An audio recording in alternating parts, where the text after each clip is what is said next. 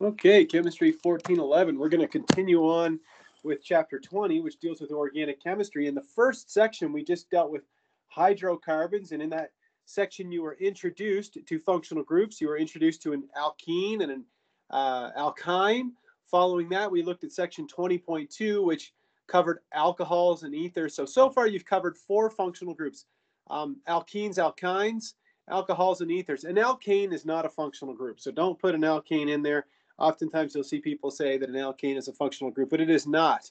And today we're going to take a look at a bunch of new functional groups, and we're going to start with section 20.3, where we're going to take a look at 4 functional groups: aldehydes, ketones, and then after that we're going to take a look at carboxylic acids and esters. The reason that, excuse me, carboxylic acids and esters usually kind of go together in organic chemistry textbooks is because they are derivatives of one another. So they're derivatives. Anyhow, let's get to it. So an aldehyde, you remember that last class I covered what an R group is. R kind of stands for remainder, right? That's one way you can think of it. And the remainder is nothing more than an alkyl group of some sort, alkyl or an aryl group of some sort. And that basically means it's just a hydrocarbon skeleton that's attached to that. So something that maybe doesn't possess a functional group. I suppose it could, but that's neither here nor there. So it's just a generic placeholder, if you will, that we use in organic chemistry. So we have R, and then we have a carbonyl. So when we have a carbon with a double bond to oxygen like this, we call this a carbonyl. I could write this over here for you. Anytime you see carbon with a double bond to oxygen, this is called a carbonyl. So we have a carbonyl, and attached to the other side of that carbonyl, we have a hydrogen atom. So that's an aldehyde functional group. The way that we write a condensed structure for an aldehyde, and you'll see this oftentimes in textbooks, is they'll say R, and then they just put carbon, hydrogen, and oxygen. And that is the condensed form of what you see right here. Instead of drawing the double bond to the oxygen and the single bond to the hydrogen, we just write CHO, and that denotes that we have an aldehyde. The next one is a ketone.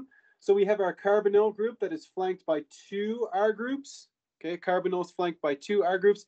And the shorthand or the condensed version for that is where we have RCO and then R like this. Sometimes you'll see the oxygen put in brackets like this, like that, and that denotes that we have a ketone. So a ketone and an aldehyde, and you've got to be able to recognize a ketone and an aldehyde when you see them. For example, if you have this molecule down here at the bottom, this is called acetaldehyde. That's the common name. Ethanal would be the IUPAC name. So again, this is a common name. And I don't think we're going to look at common names of aldehydes. But here we have ethanal, which would be the IUPAC, or sometimes it's called the systematic name. Well, where does that name come from? You can probably guess that if you have ethane, right, which is CH3, CH3, this is ethane. Right? If you knock off 2 of those hydrogens off the end and you replace them with a carbonyl, right? You knock off the E at the end and you replace ethane and you get ethanal, right? You replace the E with an al like that, so ethanal. That's where this name comes from. So ethanal is actually an oxidized form of ethanol. So ethanal is one of the compounds that's responsible for hangovers. And I mentioned that last class. Now, how would you recognize the aldehyde? Well, that's the part that's highlighted in brown here, right? We have our carbonyl attached to a hydrogen, and all of this other section over here, this is just a methyl, this is the R group, if you will. Well, if we move over here and look at a ketone, this is butanone, which is, I believe it's used in the flavoring for, or maybe I guess it's used in the flavoring for like microwave popcorn or buttered microwave popcorn. Anyhow, if you smell butanone itself, it doesn't smell exactly like microwave popcorn, but you could maybe imagine it if it was more dilute, maybe it would smell like microwave popcorn. Anyhow, I digress. So we have our carbonyl, right? There's our carbonyl, and it is flanked by 2 R groups. Over here we have a methyl group. Over here we have an ethyl group, like that, right? This is an R. We could call that an R group, and we can call this maybe R prime, right? And as I told you, to condense it, you put the carbon next to the oxygen like this. And as I told you, sometimes we also put it in these brackets like is shown here. And that depends on really maybe your textbook or the source that you're looking at that particular time. So you've got to be able to recognize a ketone and an aldehyde. I'll tell you another really common ketone that I'm sure a lot of people in our class know is if you have a methyl group and a carbonyl and then another methyl group, this compound is called propanone. That would be the systematic name, but the common name is something that I'm sure a lot of you will recognize, is acetone. And acetone is used as nail polish remover. So I'm sure a lot of you have used it as a nail polish remover. It's also found in the paint section at Home Depot. So you can find acetone there and buy, you know, maybe a few fluid ounces of it. And oftentimes people will use it as a paint thinner, or they'll use it to remove paints, maybe from some kind of surface. So acetone has a lot of uses. It can also be used to clean glassware and lots of different other uses. Anyhow, so an aldehyde and a ketone. Well, a little more about the carbonyl group. So the carbonyl group, it says, first of all, the carbonyl group is polar. Now, what does polar mean? If you go back to Chemistry 1401, right? Back in Chemistry 1401, you would have taken a look at a bond like this, and I would have been able to ask you, and I still am, I've been able to ask you, you know, is this bond polar or not? And you'd say, well, the electronegativity of oxygen is 3.5, and the electronegativity of carbon is 2.5. So the difference in electronegativity between the two is 3.5 minus 2.5, which is 1. And that means that we have a polar covalent bond. Now, there's a couple of ways that we can represent that dipole. We can either draw an arrow pointing towards the more electronegative element like that, or we can use these delta symbols, right? The delta means partially negative and partially positive, right? Delta means partially in chemistry. So it's not an anion. This isn't an anion. This isn't a cation. However, this oxygen, since it is more electronegative, it is pulling more of the electron density from this pi bond towards itself to make a polar covalent bond. Well, now that we've covered the fact that the carbonyl group is polar, what about the geometry? You see here this little tilde sign and then 120 degrees. That means that the bond angle in a carbonyl is about 120 degrees. It's close enough. So what does that tell you about the molecular geometry of the carbon, right? Could anybody tell me what the molecular geometry would be? I'll put here molecular geometry is, and this goes back to General Chemistry 1, back when you learned things like a tetrahedron, linear, bent, octahedral, square base pyramid, trigonal bipyramidal, seesaw, distorted tetrahedron. Does anybody know what the molecular geometry would be if every bond angle was around 120 degrees? Yeah, it's trigonal planar. Exactly. So that means this is trigonal planar, right? And as Sierra would tell you, planar is just a politically correct way of saying it's flat, right? So this is basically flat, the geometry around the carbon. And if you don't believe me, you could make a molecular model of this, and you can prove it to yourself that that carbon is flat. It's trigonal planar. Now, there's a couple of interesting consequences due to the molecular geometry and the polarity of the carbonyl group that are not covered in Chemistry 1411. But for those who have inquiring minds, I'll just mention them very quickly, okay? When you take Organic Chemistry 1, you get about halfway through the first semester, something that you'll learn, some terminology, is you'll learn what's called a nucleophile, which means something that loves a nucleus, and you'll learn the term electrophile, which is something that is seeking electrons. Well, this carbon, we say, is electrophilic. It acts as an electrophile. It wants electrons. Why? Because it's partially positive. And the fact that it's flat means that it can be attacked from either face of the molecule, if you will. Now that, again, is beyond the scope of Chemistry 1411, but for those of you who are interested in taking organic chemistry, Chemistry 3101, these are kind of things that would come up in the first few weeks of class. So just to kind of put that bug in your ear there. All right, well, what kind of chemistry can we do? What kind of reactions can we do with a ketone or with an aldehyde? Well, first of all, before we get into the types of reactions that we could use to make a ketone or an aldehyde, let's talk about what oxidation and reduction are in organic chemistry. Now, we learned in General Chemistry 1, and we talked about redox reactions in General Chemistry 2, didn't we? Especially when we looked at electrochemistry, you learned how to balance redox reactions in acids and bases. So you guys, if you get into this point in the class, you definitely know what oxidation and reduction is, right? Oxidation is losing electrons, reduction is gaining electrons. Well, in organic chemistry, we do have ways of bookkeeping the electrons, That is not covered in our book. I don't believe it is. Anyhow, it might mention it briefly, but there's a simpler way to keep track of oxidation and reduction in organic chemistry. Way simpler than counting electrons. It's simply this: that oxidation is gaining oxygens or losing hydrogens. So if your molecule is gaining some oxygens or gaining bonds to oxygens, or if you're losing hydrogens, that means that your molecule is undergoing oxidation. However, if you're gaining hydrogens and you're losing oxygens or you're losing bonds to oxygen, that is a reduction reaction. So you can see that all three of the reactions that are taking place here, these are all oxidations. So these are all oxidations to form a ketone or an aldehyde. Okay, so if we look at the generic reaction that we have on the top, if you take an alcohol and you oxidize it, now what do you use to oxidize it? I'll just be totally frank with you. There's a whole holy host of reagents that you could use to do the oxidation that we're not going to cover in this class. But when you oxidize it, look what happens.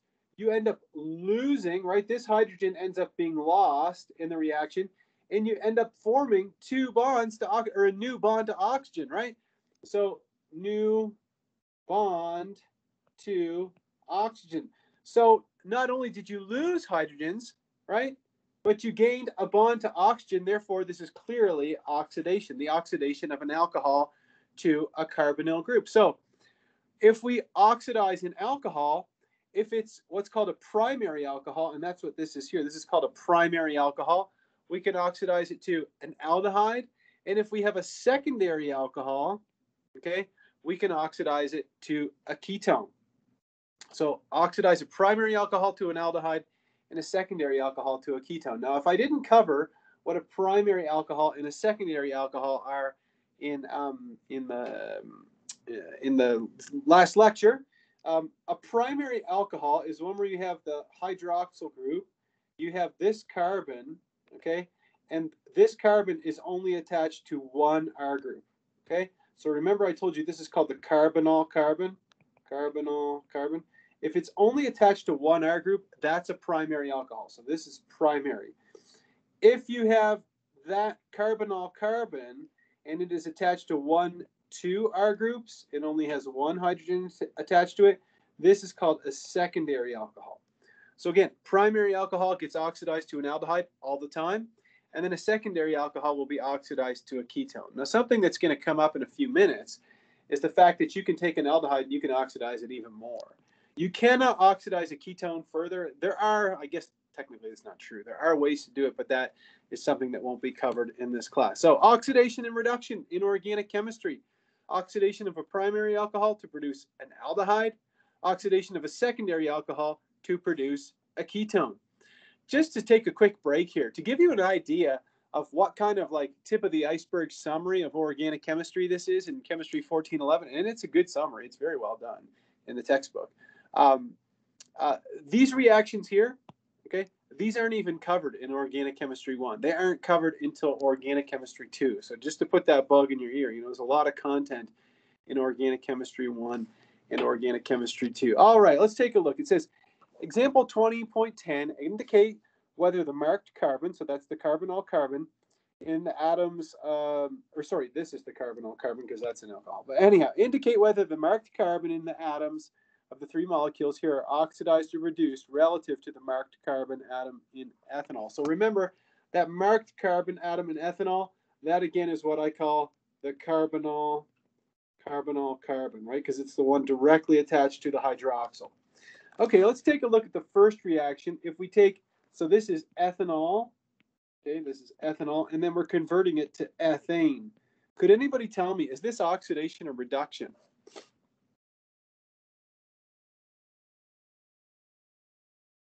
Yeah, this is reduction, right? Because we're losing oxygen and we're gaining hydrogens as well. We gained this hydrogen and we lost this oxygen. Technically, I guess we didn't gain hydrogen, did we? Because we took this one and maybe put it over here. But anyhow, that's neither here nor there. But we lost oxygen. So we'll put lost oxygen, therefore reduction. Good enough. Okay, let's take a look at the next one. If we go from ethanol to acetaldehyde? Well, this one we kind of already did it, didn't we? This one we said you lost hydrogen and gained oxygen, and it was just a bond that was gained to oxygen. So this is oxidation. What about the last one? Could anybody tell me, even though we haven't looked at this functional group yet, could anybody tell me what's happening in this last reaction that I have the black arrow? Yeah, that's an oxidation reaction, right? I think this one's probably the most abundantly clear, right? Gain of oxygen, and then we end up losing these two hydrogens, plus, so gain of oxygen, come on, plus loss of hydrogen, therefore oxidation. Okay, just for my students who have read the book already, this functional group here, this is a carboxylic acid, which we're going to take a look at in a second. Carboxylic acid. And this carboxylic acid in C, this is acetic acid, which is found in vinegar. Okay, it's not vinegar itself. If you drink acetic acid, which do not do that, okay, that would be very dangerous. But acetic acid is found in vinegar. It's one of the major components, and it's what gives vinegar its tang and its, you know, eye-watering capabilities. There we go. All right. So carboxylic acids and esters. All right, let's move on from ketones and aldehydes, and let's discuss what a carboxylic acid is first. A carboxylic acid is when we have an R group attached to a carbonyl and then a hydroxyl group. So it's almost like you got a carbonyl and an alcohol, both on the same carbon, right? This is our carboxylic acid functional group, right? And this is the R group over here. So that's a carboxylic acid. Carboxylic acid. And an ester is something that's a little bit different. If we take an R group and then we have a carbonyl and then we have an oxygen and then another R group. And this R group can be the same or it can be different as this one. That's neither here nor there. But this is an ester. So an ester. Okay, and it's not ester with an H like the queen in the Old Testament. Okay, it's ester. That's a functional group in organic chemistry. All right, so we have an ester and a carboxylic acid. So you see that to go from a carboxylic acid to an ester, the only difference really, and it is a big difference, it's very significant, is that this hydrogen is replaced with an R group, right? We have an alkyl group. Well, let's take a look at a couple of compounds here. So we have acetic acid. I showed you this on the last slide, right? It was an oxidized form of ethanol. We took ethanol, we oxidized it. Come on, what's going on? Oh, baby. All right. There we go. Jeepers. Everyone's a critic. All right, anyhow, so here we have ethanoic acid or acetic acid, which is a carboxylic acid, right? We have our carboxylic acid functional group right here. And then we have our R group, right? This is our R group over here. So again, acetic acid. Now, if we replace this hydrogen with an R group, then we get an ester. So we have our ester functional group right here. We have an R group here, and we have an R group over here. Okay, so this is methyl ethanoate or methyl acetate. Anyhow, there we go. So we have two R groups on our ester group, and you've got to be able to recognize functional groups. And at the end of the class, I'm going to show you some drugs, and we'll see if we can find some functional groups that we know in some of those drugs. Some good blockbusting drugs, make lots of money. Well, something else that's interesting about esters is that esters have fruity odors. Okay, and I don't mean that all of them smell like fruits, but a lot of them do. Let's take a look. Okay, so you think about chemistry, you're in the lab, you smell all kinds of things that have bad or foul odors, if you will, in chemistry class. I mean, I've been a chemist for a long time. I worked with sulfur a little bit in my life, and had no friends during that period of time because working with sulfur is just a nightmare. It's very stinky. But if you look at an ester, see, you have the ester functional group here. If you have a hydrogen as an R group over here, and this is a an isobutyl group over here. So this is isobutyl formate is what it's called. That's the odor of raspberries. You look at butyl acetate. There's your ester functional group again. That's the odor of apples. You have pineapples here, peach, rum. That's a good one. Another one is sometimes I teach a nursing lab. So it's organic chemistry for nurses or for people who are nursing intent. And we do a lab where we work with methyl salicylate, and you can just take the bottle. It's one of the few times where it's, you know, I'm sure that all of you are taking the wet lab right now. You've learned how to do the proper wafting technique if you want to smell something in the lab. Well, this is one case where you can just stick your nose right over the bottle and go for it. It just smells so good if you like the odor of wintergreen. Anyhow, we got honey, strawberry. There's other ones that aren't on here, like cherries and bananas. I know bananas is isoamyl acetate.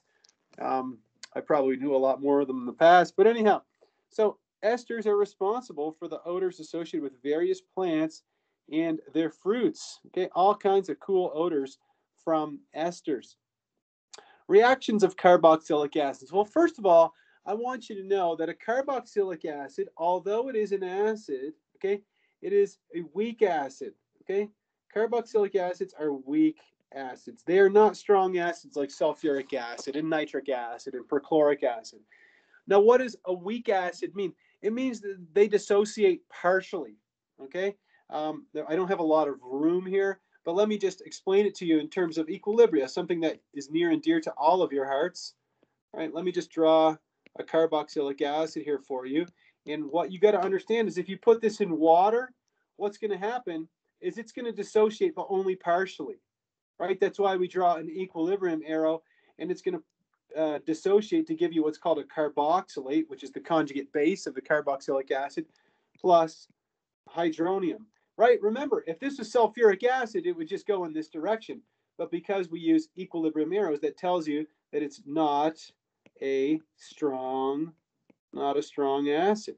Okay? In fact, if you look at the dissociation of acetic acid, it's only about 5% dissociated. So something to think about there.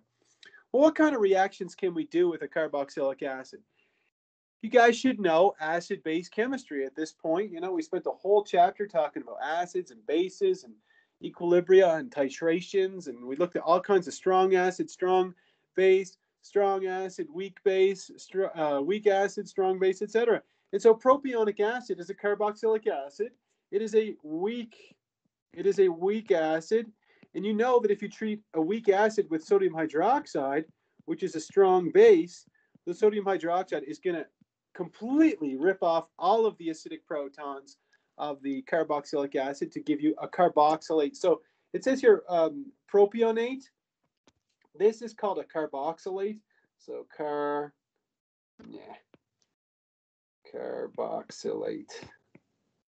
You can call it a carboxylate ion if you want, but that's carboxylate. Think about negative charge in chemistry: sulfate, nitrate, carbonate, carboxylate. Okay, so we get a carboxylate, and we have the sodium cation and a water molecule over there. So again, you can take a weak acid like propionic acid, and this is something that we look. If you're like, I've never seen this before in my life, that's not true, because you saw this when we talked about titrations in the acids bases chapter. Okay, we covered this. Would have been in chapter 14. Yeah, in chapter 14, we would have looked at acids and bases. Well, let's talk a little bit more about the oxidation of an alcohol and how we can make a carboxylic acid. Right? If you're wondering, we can take a short break here and just say, if you're listening to me or watching this video, if you're in class right now and you're thinking, what is the point of all of this junk? Why would I want to make a carboxylic acid? Why would I want to oxidize anything? Who cares? You know, what's the big deal? Well, I'm sure, I would say that I'm 99% sure that everybody in the class, your instructor included, has taken some kind of prescription drug at some point in his life. Well, when we take prescription drugs, I mean, where do they come from?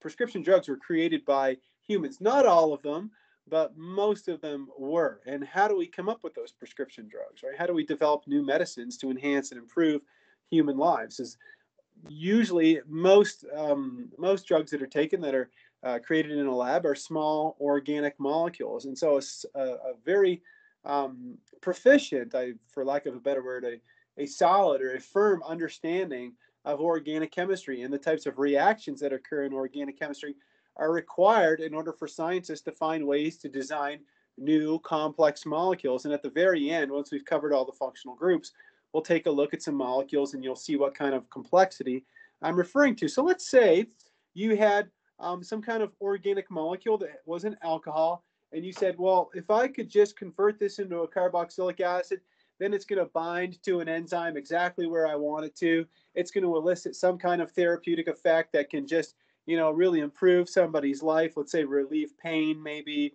or fight off an infectious disease or something like that. Well, how would you convert that alcohol to a carboxylic acid? You've got to know how to do that.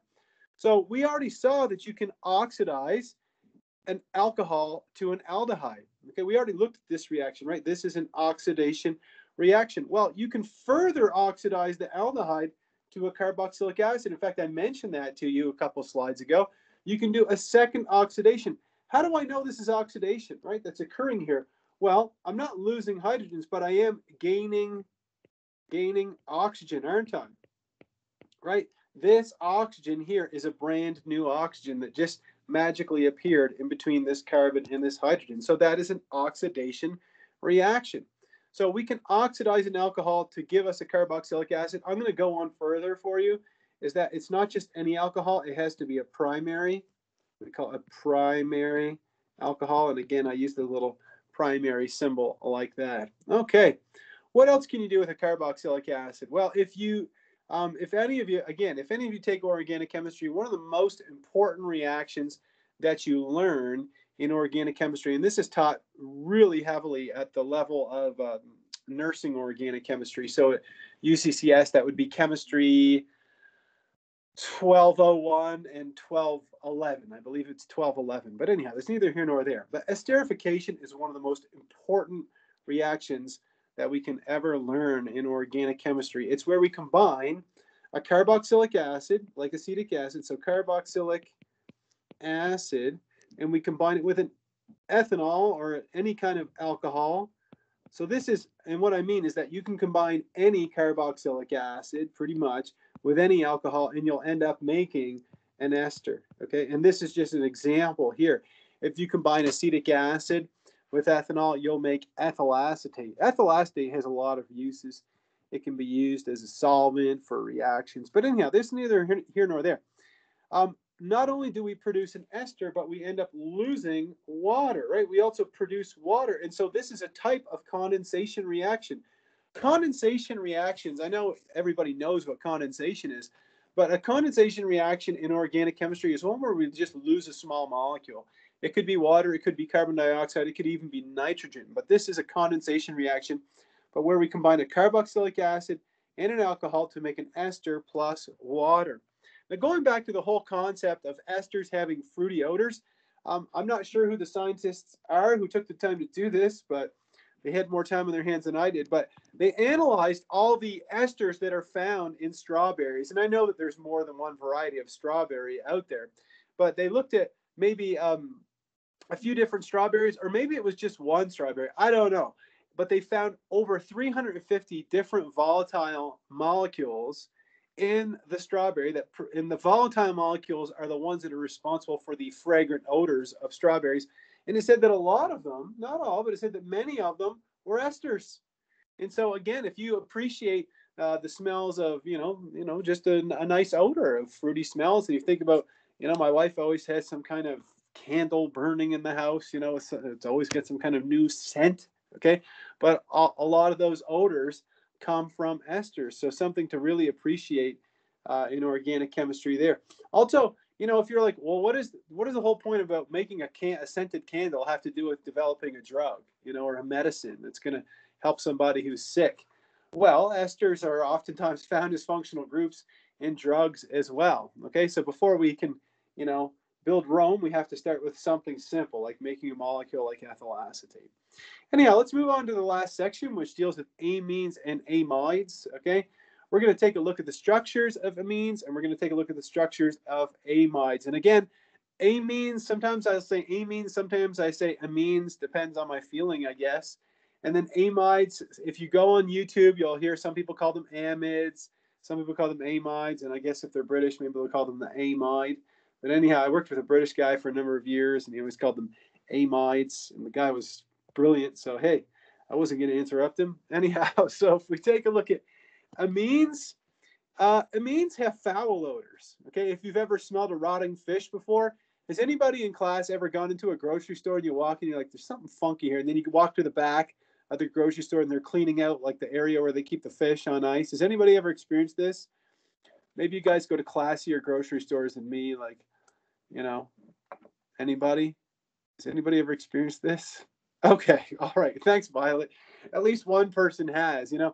Or has anybody smelled a rotting fish before? Okay.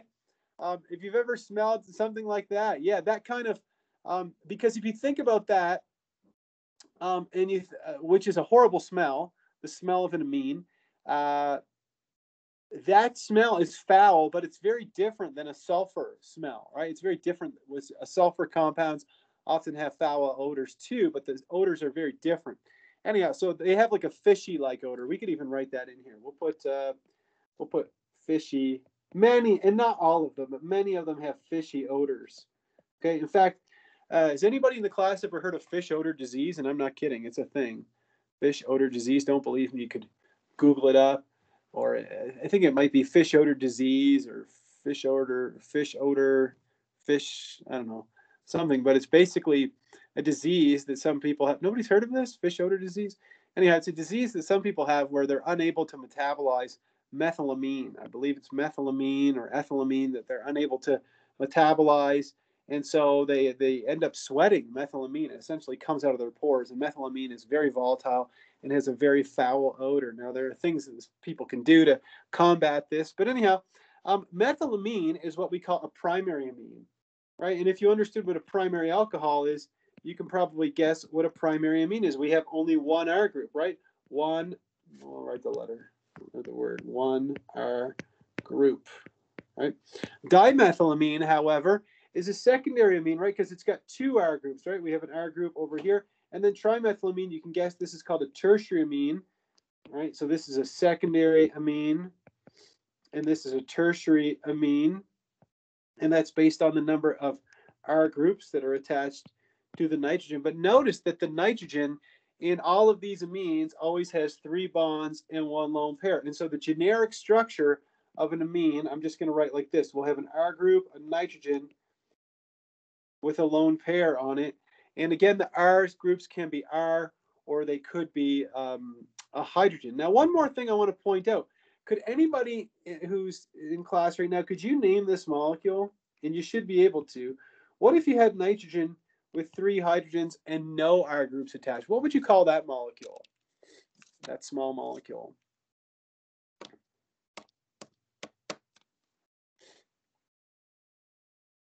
Could anybody name this little guy? Yeah, it's ammonia. Yeah, this is ammonia found in like Windex, for example.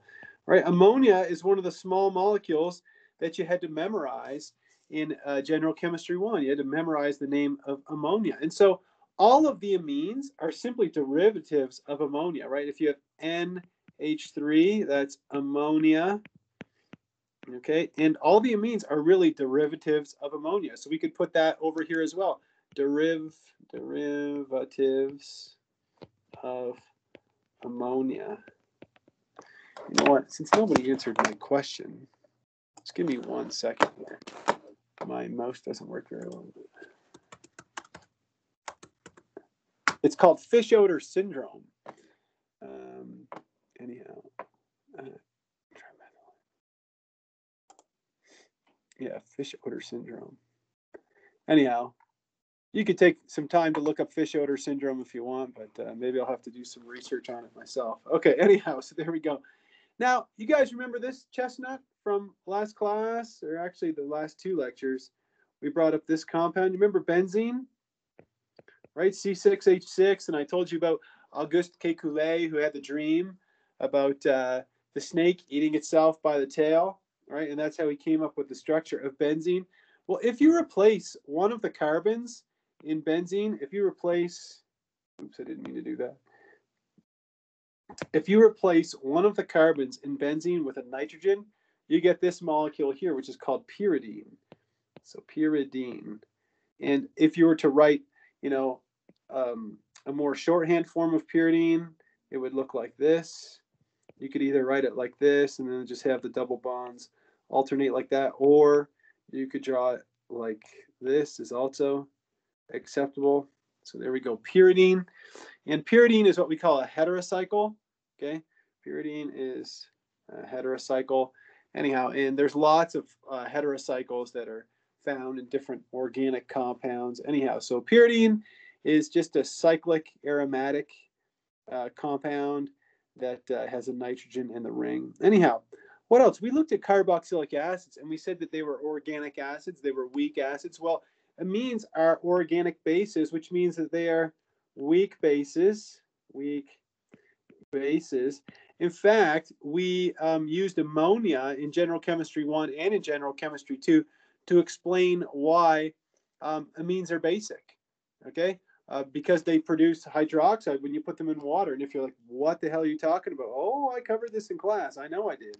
I said, if you take ammonia and you put it in water, right, it's going to dissociate to form an ammonium ion plus hydroxide. And I explained that since you form hydroxide, this is why amines are basic in water. Okay, because they produce hydroxide. Well, what would happen if you took an amine and you treated it with an acid? Well, what happens is that the base, your amine, acts as a proton acceptor, right? Remember the Bronsted-Lowry definition of a base? So we have a proton acceptor here. Ammonia would be a proton acceptor, and methylamine is also a proton acceptor. What happens when you put them around an acid, which is a H plus is obviously a proton donor, so I'll leave that out. But what happens is the lone pair is going to take on that proton to form an ammonium ion. Here we have the ammonium ion in the top left, which you know is just NH4 plus. We've seen that Avogadro's number of times in the acids bases chapter. And here you have a methyl ammonium ion, right? Which you would just write the condensed formula as CH3 NH3 plus, like that. There's an interesting consequence about this because methylamine, I told you, has a fishy odor, okay?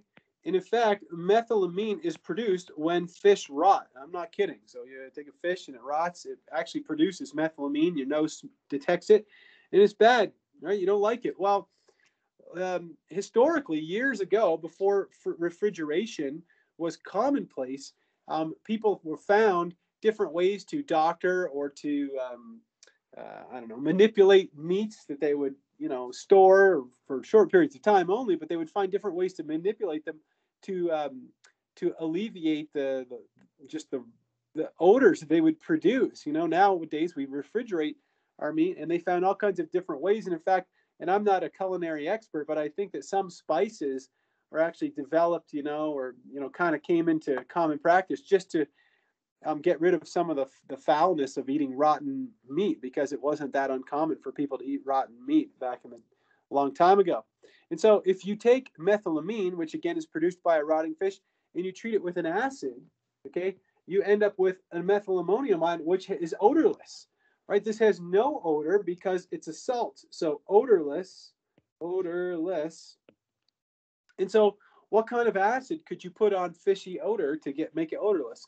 What about lemon juice? Right? Lemon juice contains acid. It contains citric acid, which could neutralize that methylamine and cause it to be odorless. And so that is, I believe, historically where the whole idea of putting lemon juice on fish comes from, is to alleviate the pungent smell that was a result of the decomposition. But now we just realize it just tastes so darn good, you know, we just can't help it. Anyhow, alkaloids. So any discussion on amines in general chemistry would not be complete without talking about alkaloids. I could go on for a long time about alkaloids, but I'll spare you. But alkaloids are just naturally occurring. So we'll put alkaloids, naturally occurring amines. Okay, so organic compounds that are naturally occurring that contain amines. Okay, now if you look at nicotine, if you like cigarettes, okay, Cigarettes are really addictive, and the compound that is responsible for the addictive nature of cigarettes is nicotine, right? It gives you a good feeling, but it's also highly addictive. You can see that in nicotine, you have a pyridine ring, right? This is a pyridine inside, right? Inside the nicotine molecule. Then you have a methyl group over here. This is called a pyrrole. That's neither here nor there. You don't have to have that memorized or anything. But if you look at these three other structures, right, what do they all have in common? If you look very carefully at these three molecules, you'll notice that they have a lot more in common than they do in different. What I have circled in blue here, can I copy that? I don't even know if I can. How would I do that? If I copy this, let me try, see if I could do this. Look, if I paste that and just move it over here, you can see that this molecule, codeine and morphine, look, they have the same part. It's exactly in common that I have in the blue circle. Then you go over here to heroin, and you see that it has that same part as well, okay? Sometimes we call that a, oh shoot, what's the name? It escapes me at the moment. I was going to say chromophore, but that's not correct. Anyhow, I'll have to think of the name in a second. But anyhow, you see that these molecules have a lot in common in terms of their structure. So the next time somebody sends you an email and says, well, you know, the food at McDonald's, their French fries are, you know, and they just make these ridiculous statements that make no sense. But anyhow, they'll say something like it's 1 atom away from plastic or something crazy. You know, if you've ever heard of these lunatics like Food Babe or something like that. Well, all you can say is this. Well, you know what, Mom? Codeine is found in codeine cough syrup. So you can go to the grocery store and buy some cough syrup with codeine. I got sick in Cuba a number of years ago, and they basically gave me a giant vat of codeine cough syrup. Anyhow, you look at the difference between codeine and morphine. Okay, morphine, which is a very powerful painkiller. You see the only difference is a CH3. 1 carbon and 3 hydrogens in this giant molecule. And you go from a codeine cough syrup that you would give to a child to morphine, okay, which you give to people who are on their deathbed, okay, or people who are in extreme pain. Not to make light of that. Well, if you look at the difference between codeine and heroin, okay, and you all know what smack is, right? It's you know, highly addictive and a very dangerous drug. But there's a very small difference between codeine and heroin, and that is why something like codeine is limited. You know, you can definitely get your hands on codeine, but not huge supplies of it. Like if you've ever seen Breaking Bad, this is why they would go around and what did they say? They called them the Smurfs that would go around and get the amphetamine tablets, you know, and then they would simply process them.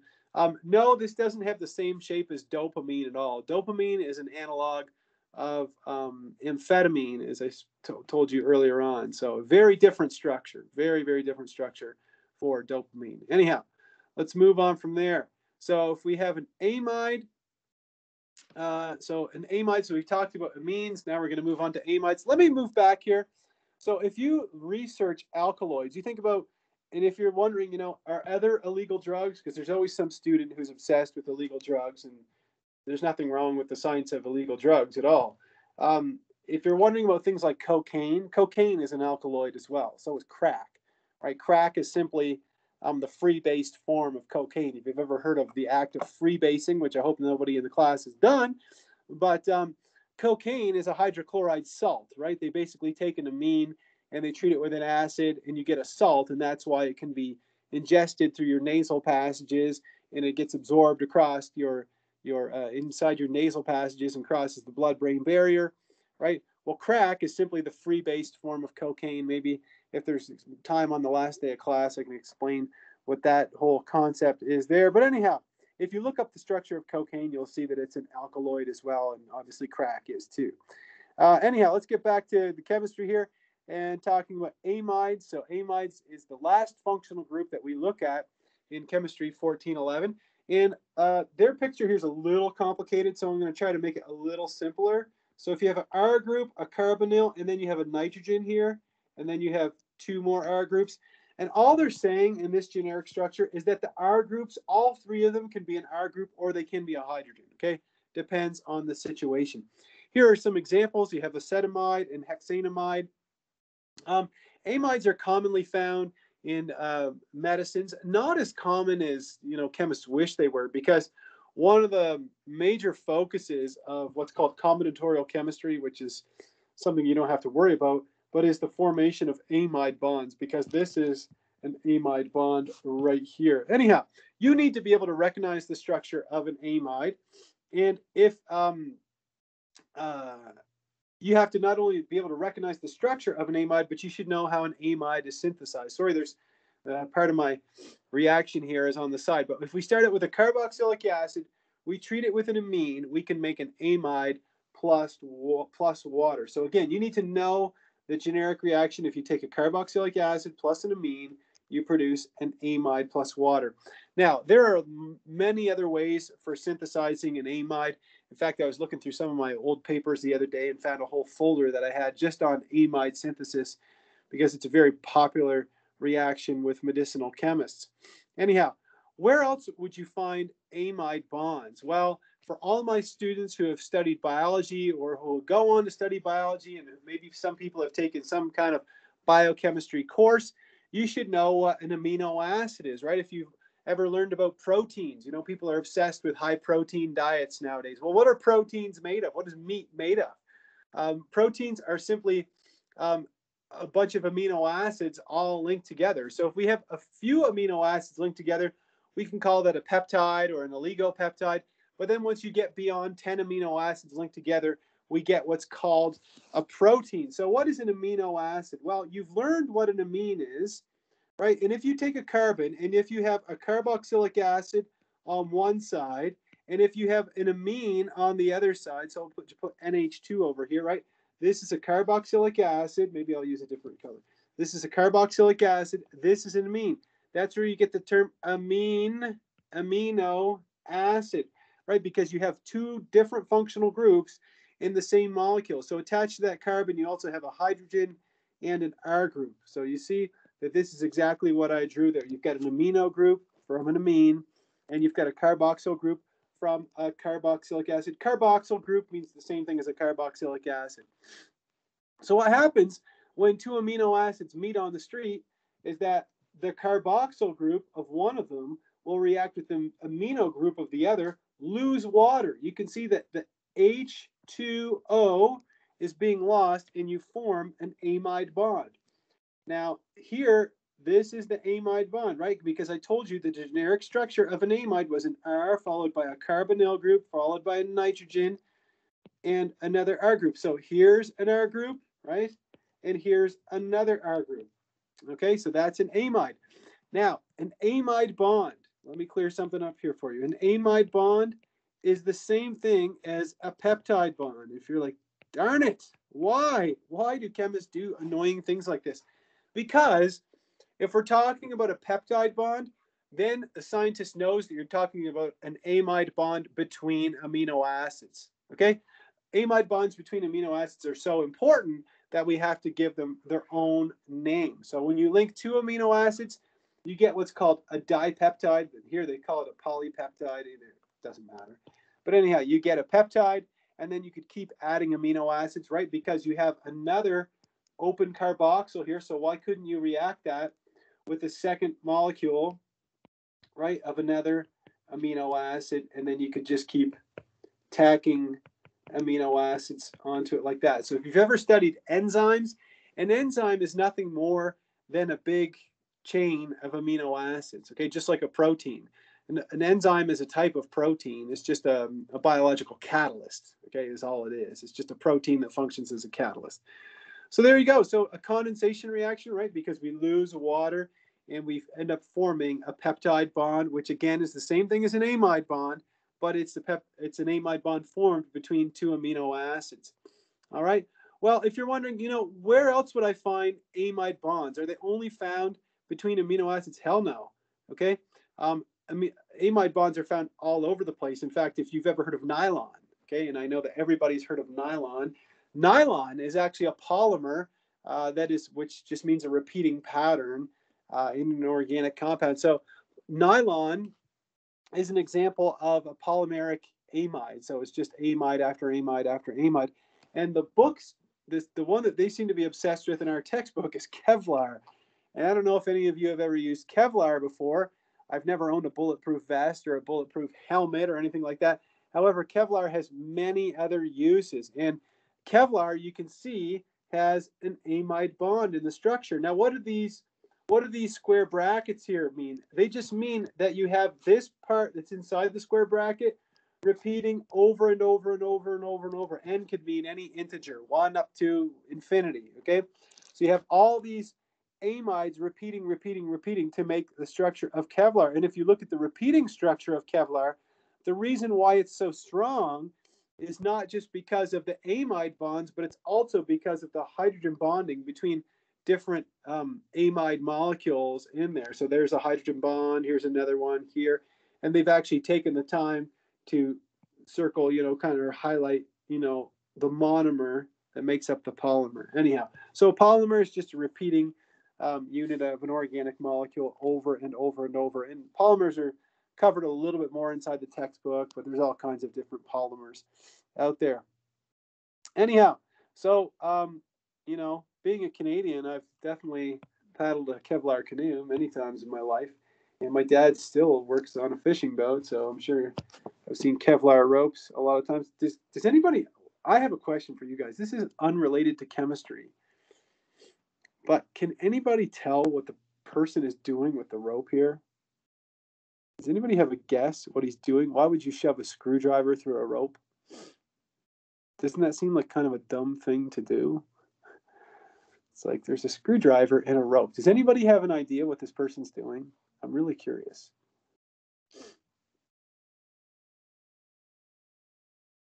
No, he's not twisting it.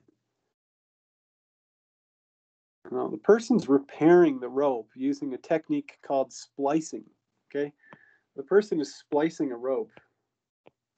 This has nothing to do with chemistry, splicing a rope, okay? Which is something that, I've seen my father do many, many times. He's tried to teach me how to do it probably half a dozen times. I never could figure it out, okay? But if you're a fisherman, splicing a rope is something that you have to know how to do. Because when ropes break, if you have a long rope that's attached to something, on the bottom of the ocean, you can't just take out the whole rope. You'll take out part of it, repair it using a splicing technique. Anyhow, so splicing a rope. I'm pretty good with knots, being the son of a fisherman, but in terms of splicing, my abilities are pretty limited. Anyhow, there we go. All right, anyhow, here is a summary of all the functional groups that we learned in this chapter. In Jeepers, is it ever blurry? Sorry about that, you guys. So if you go to our book, I don't know what figure this is, but anyhow, maybe somebody could look it up and tell us which figure it is. I'm sorry, I don't know why this came out so blurry. Shoot. Anyhow, hopefully you can see here that I can go over them with you. If you have an alkene, that's when we have a double bond between two carbons. An alkyne is when we have a triple bond between two carbons. An alcohol, right, that's when we have a hydroxyl group, the OH group. If we have an ether, that's when we have an oxygen flanked by two R groups. An aldehyde is when you have an R group, then a carbonyl, then a hydrogen. A ketone is where you have an R group, a carbonyl, and then another R group, which can be the same or different. A carboxylic acid is where you have an R group, a carbonyl, and then a hydroxyl. An ester, you have an R group, a carbonyl, an oxygen, then another R group, which could be the same or different as the other R group. Amines, I told you the difference between a primary amine, so this would be primary, a secondary amine. I'm running out of space here. Secondary amine, and then a tertiary amine. Okay, there we go. And then the last one is an amide. So that's where you have an R group, a carbonyl, and then attached to the carbonyl is a nitrogen.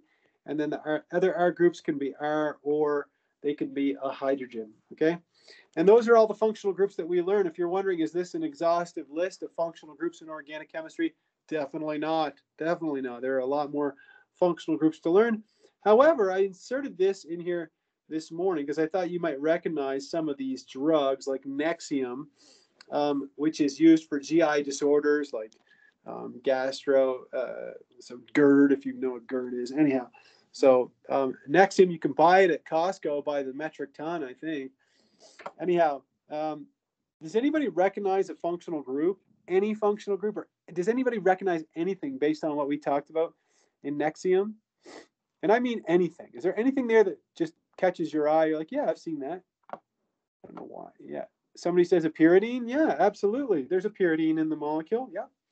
Yeah, thanks. Joel's right too. So we'll circle this first. This looks like a pyridine to me. Yeah, pyridine. Yeah. And somebody else says that there's a benzene ring. I'd say yes. Benzene. Anything else in here you recognize? You definitely got those ones. Are there any functional groups that you recognize in here? And that might be trickier. But what if I was to circle this in blue? I have a carbon, right? I have a methyl group. Then I have an oxygen. Then I have it attached to another carbon. Does anybody know what that functional group I have circled in blue would be? Yeah, this one's an ether. Yep, thanks, Jamil. Yep, that's an ether. Somebody says an ester. There's no ester, and there's... I see what you're getting at with an amine. Yeah, so see a nitrogen like this. So it kind of looks like an amine, doesn't it? Yeah. Yeah, definitely looks like an amine. But this is another functional group that we don't learn, or we didn't learn in our book. This is called a sulfoxide. So this is something that you would learn if you take full-on organic chemistry. There's another ether over here. This is another ether. And this is how much money this drug made in 2018, I believe. So you can see that the drug business is a good business to be in. Okay, can make a lot of money. Anyhow, there we go. Just to again put this bug in your ear. So I think it was Joel who pointed out that there is a benzene, and Camden said the same thing. There's a benzene in here. Well, the benzene is part of a bigger section, which is all of this here. Okay. And this is called a benzimidazole. So that's, again, something that you don't have to know, but I'll just throw that out there to you. So Nexium. What about Ventolin? Is anybody here? Well, I guess I shouldn't ask. That's a personal question. But I'm sure that somebody in the class has been prescribed Ventolin at least at some point in their life. Okay. If you've had asthma or exercise-induced asthma, you've probably heard of Ventolin, which has the other trade name albuterol. Or Ventolin is actually the trade name, isn't it? Anyhow. But does anybody recognize a functional group in Ventolin? There's 3 functional groups that are all the same, aren't there? Yeah, hydroxyl group. Yeah. So there's basically 3 alcohols, aren't there, right? This and this and this, right? Those are all alcohol. Yep. Yep. Somebody else has a benzene ring. I concur. Let me just circle this. So we'll put here benzene, which we could also call aromatic. But anyhow, there's one other functional group in here. Right, you have a nitrogen, you have an R group here, and then you have another R group here. What would you call that? Hell yeah. Thanks, Brogan. Absolutely. This would be an amine. If you wanted to go one step further, you could call it a secondary amine, but absolutely. This drug is pretty old, so I don't know if you guys know this drug, but Viagra, there's some interesting history behind the chemistry of Viagra, which was marketed for erectile dysfunction. It's still on the market. Viagra. However, this compound is what we call a first-in-class compound. It was the first drug marketed to aid people who have erectile dysfunction. And first-in-class has always got an advantage when it goes on the market. But there's many other drugs that have come out since, like Cialis and Levitra, that are better than this drug. However, they're not first-in-class. But anyhow, is there any functional groups that anybody recognizes in Viagra?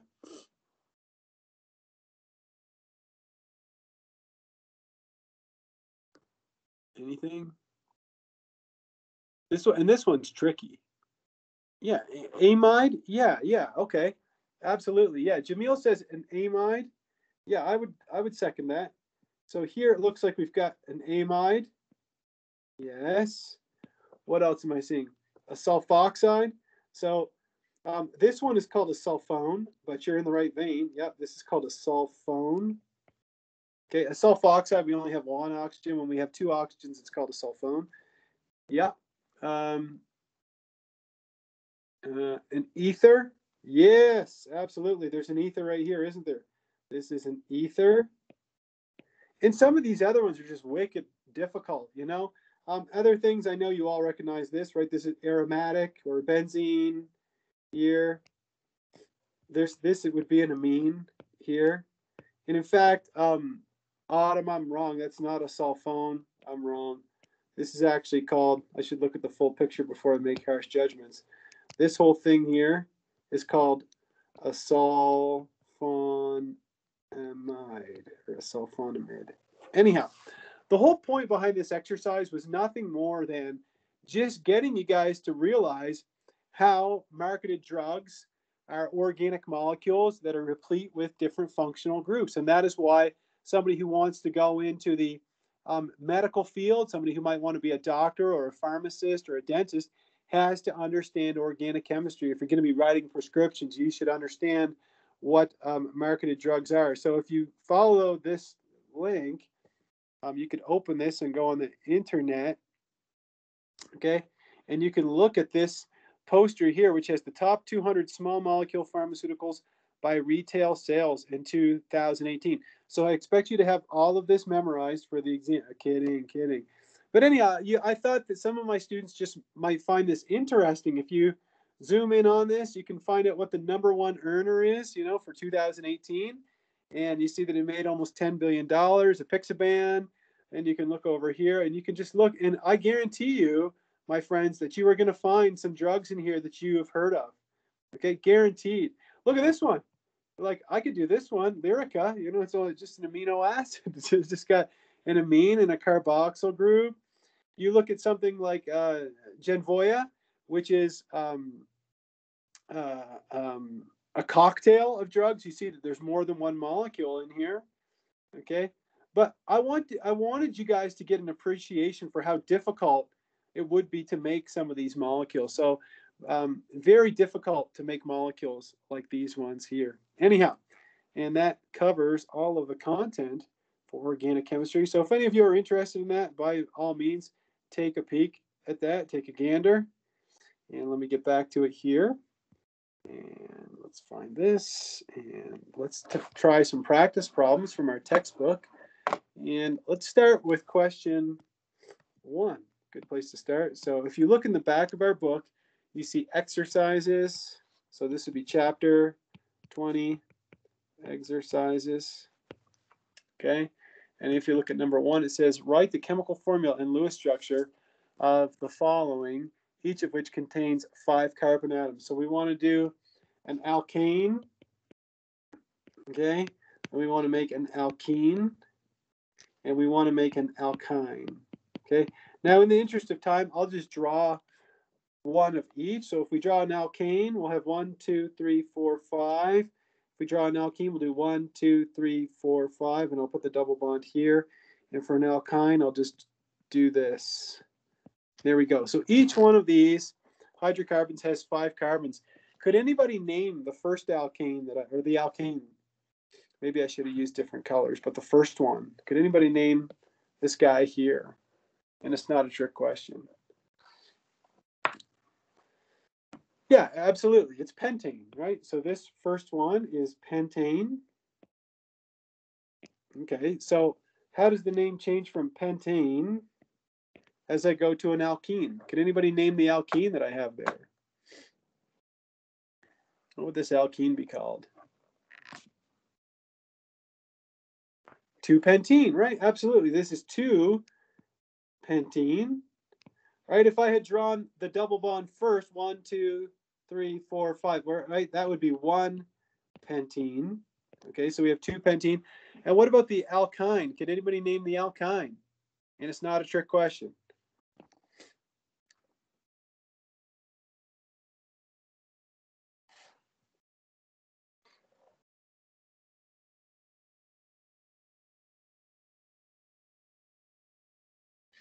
Could anybody name the alkyne? It would be 2-pentyne. Exactly, 2-pentyne.